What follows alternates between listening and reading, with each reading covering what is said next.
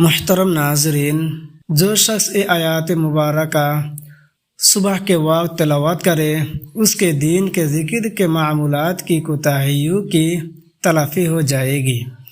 اور جو شخص شام کو یہ کلمات کہے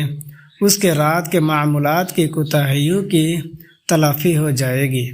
مسند کی حدیث میں ہے کہ حضور پاک صلی اللہ علیہ وسلم نے فرمایا، میں تمہیں بتاؤں کہ اللہ تعالیٰ نے حضرت ابراہیم علیہ السلام کا نام خلیل وفادار کیوں رکھا؟ اس لیے کہ وہ صبح و شام ان کلمات کو تظہرون تک پڑھا کرتے تھے۔ محترم ناظرین، ہمیں بھی چاہیے کہ ان کلمات کو صبح و شام ہر روز پڑھے تاکہ دن اور رات کے معمولات کی کوتاہی دور ہو جائے۔ مذکورہ کلمات یہ ہے: بسم اللہ الرحمن الرحیم، فسبحان اللہ حین تمسون وحین تصبحون، وَلَهُ الْحَمْدُ فِي السَّمَاوَاتِ وَالْأَرْضِ وَعَشِيًّا وَحِينَ تُظْهِرُونَ، يُخْرِجُ الْحَيَّ مِنَ الْمَيِّتِ وَيُخْرِجُ الْمَيِّتَ مِنَ الْحَيِّ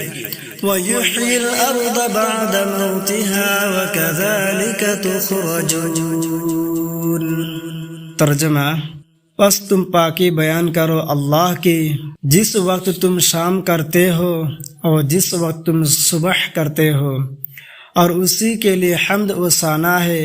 آسمانوں میں اور زمینوں میں، اور یعنی اس کی پاکی بیان کرو سہ پہر کو،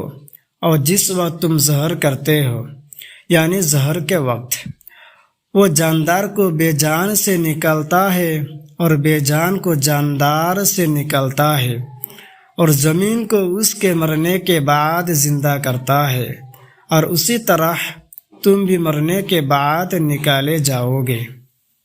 صدقہ جاریہ کی نیت سے ویڈیو کو ضرور شیئر کریں۔